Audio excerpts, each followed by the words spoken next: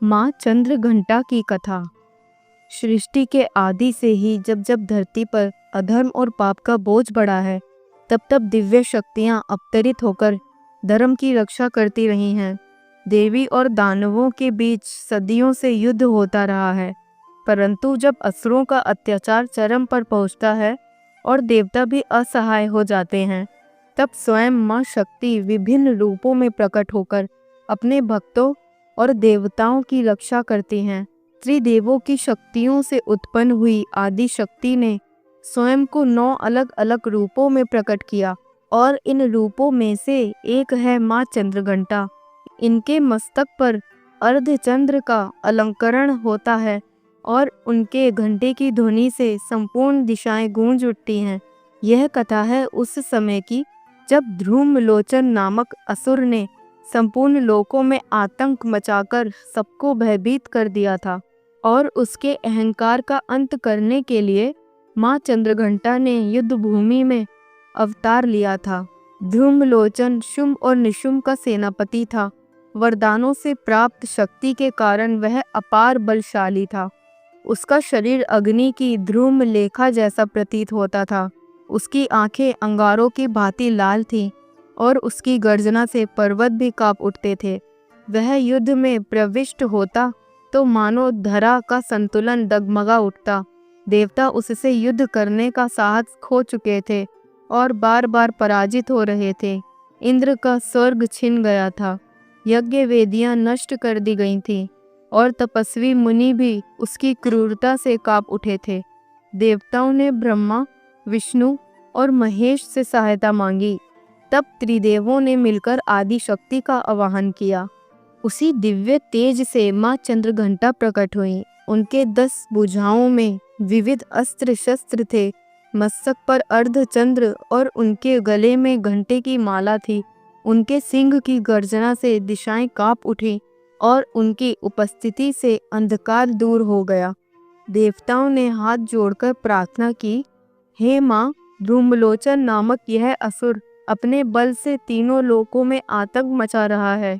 हम असहाय हो चुके हैं, आपकी ही शरण में हैं। आप ही इसका अंत कर सकती हैं। माँ ने करुणामयी दृष्टि से देवताओं को देखा और कहा, भय मत करो, तुम्हारी रक्षा अवश्य होगी। यह दुष्ट अपने अहंकार में डूबा है, अब इसका अंत निकट है। यह सुनकर देवताओं में नया उत्साह जागा। दूसरी ओर जब शुंभ और निशुंभ ने सुना कि देवताओं की एक नई देवी प्रकट हुई हैं, जिसकी सुंदरता और तेज अप्रियतम है, तो उन्होंने ध्रुमलोचन को आदेश दिया, जाओ इस देवी को पकड़कर हमारे सामने लाओ। यह हमारे लिए योग्य पत्नी बनेगी। ध्रुमलोचन क्रोध से भर उठा और असंख्य राक्षसों की सेना लेकर देवी की ओर चला। उसके कदमों से पृथ्वी थर्राने लगी। उसकी सेना के जयघोष से आकाश गूंज उठा। युद्ध भूमि में पहुंचकर उसने देखा कि एक अद्भुत आभा से युक्त देवी सिंह पर सवार है। उसकी आंखें उनके रूप पर ठहर गईं, परंतु वह अहंकारी स्वर में बोला, हे नारी, मैं ध्रुमलोचन हूँ, तीनों लोकों का विजेता। शुंभ और निशुंभ ने आदेश दिया है कि तुम्हें उनके पास ले जाऊं। अच्छा यही होगा कि बिना युद्ध किए मेरे साथ चलो, अन्यथा मैं तुम्हें बलपूर्वक ले जाऊंगा। माँ चंद्रघंटा का मुखमंडल शांत किंतु दृढ़ था। उन्होंने गंभीर स्वर में उत्तर दिया, ध्रुमलोचन, तेरा अहंकार तुझे विनाश की ओर ले जा रहा है। मैं किसी की दासी नहीं हूँ, मैं शक्ति हूँ, जगत की जननी हूँ। तू चाहे जितना बलवान क्यों ना हो, अन्याय का अंत अवश्य होता है। यदि तू युद्ध चाहता है तो आओ, मैं तैयार हूँ। यह सुनकर ध्रुमलोचन हंस पड़ा। उसकी हंसी से पर्वत गूंज उठे। उसने अपनी गदा उठाई और गरजते हुए बोला, तो ठीक है, देखता हूँ तेरा घंटा और तेरा सिंह मेरे बल के सामने कितना टिकता है। तभी माँ ने अपने कर से घंटा उठाया। उस घंटे की ध्वनि से संपूर्ण दिशाएं गूंज उठी। उसकी गूंज से असंख्य राक्षस भयभीत हो गए। कई राक्षस उस ध्वनि से ही धराशायी होकर प्राणहीन हो गए। ध्रुमलोचन क्रोध में और भी उग्र हो उठा और वह स्वयं माँ की ओर दौड़ा। माँ ने अपने सिंह को संकेत दिया। सिंह ने प्रचंड गर्जना की और धूम्रलोचन पर टूट पड़ा।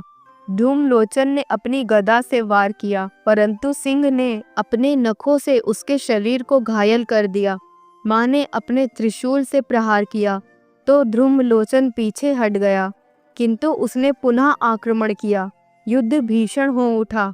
देवता आकाश से देख रहे थे और जय माता दी के स्वर से गगन भर उठा। धूम्रलोचन बार बार आक्रमण करता, किंतु माँ की शक्ति के सामने उसका प्रत्येक प्रहार निष्फल हो जाता। अंततः उसने अपनी समस्त शक्ति एकत्र की और एक विशाल पर्वत उठाकर माँ की ओर फेंक दिया। माँ ने अपनी भुजा से उसे रोक दिया और उसी पर्वत को पुनः उस पर दे मारा। धूम्रलोचन लड़खड़ाया, किंतु गिरा नहीं। उसने अपनी तलवार निकालकर माँ पर प्रहार करना चाहा। तभी माँ ने करुणामयी किंतु प्रचंड स्वर में कहा, हे दुष्ट, अब तेरा अंत निकट है। तेरे पापों का घड़ा भर चुका है। यह कहते हुए उन्होंने अपने कमल जैसे हाथ से फिर से घंटा बजाया।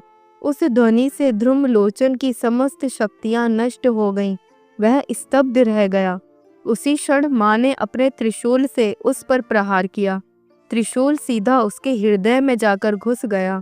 धूम्रलोचन की गर्जना वेदना में बदल गई और वह भूमि पर गिर पड़ा। उसकी विशाल काया धरती को कंपा गई और देखते ही देखते उसके प्राण पखेरु उड़ गए। उसकी सेना यह दृश्य देखकर भयभीत हो उठी और चारों ओर भाग खड़ी हुई। आकाश से देवताओं ने पुष्प वर्षा की। जय माँ चंद्रघंटा के जय घोष से तीनों लोक गूंज उठे। देवताओं ने माँ की स्तुति की। हे माँ, आपने हमें धूम्रलोचन जैसे दुष्ट के आतंक से मुक्त किया। आप करुणामयी हैं। आपके बिना हमारी रक्षा असंभव थी। माँ ने मधुर स्वर में कहा, भय मत करो। जब तक भक्त सच्चे मन से मुझे पुकारेंगे, मैं उनकी रक्षा के लिए सदैव उपस्थित रहूंगी। धर्म की विजय और अधर्म का नाश होना निश्चित है। इस प्रकार माँ चंद्रघंटा ने अपने अद्भुत तेज और पराक्रम से धूम्रलोचन का वध किया और भक्तों को यह शिक्षा दी कि अहंकार चाहे कितना भी बड़ा क्यों ना हो, सत्य और धर्म के सामने टिक नहीं सकता। माँ चंद्रघंटा की कथा में यह स्पष्ट है कि जब अधर्म अपनी सीमा पार कर देता है तो ईश्वर स्वयं धर्म की रक्षा के लिए अवतरित होते हैं। माँ का यह रूप शांति और वीरता का संगम है। उनके घंटे की ध्वनि केवल शत्रुओं का नाश ही नहीं करती, बल्कि भक्तों के जीवन से भय और पीड़ा को भी दूर करती है। इसी प्रकार माँ चंद्रघंटा की पूजा से भक्तों को साहस, निर्भयता और आत्मविश्वास की प्राप्ति होती है। दोस्तों, यदि आपको यह कथा अच्छी लगी हो तो इसे लाइक करें, अपने मित्रों और परिवार के साथ शेयर करें और कमेंट बॉक्स में जय माँ चंद्रघंटा ज़रूर लिखें। साथ ही हमारे चैनल भक्ति धारा कहानियाँ को सब्सक्राइब करना ना भूलें। मिलते हैं नवरात्र के चौथे दिन माँ कुष्मांडा की कथा के साथ। जब तक के लिए जय माँ चंद्रघंटा। हर हर महादेव।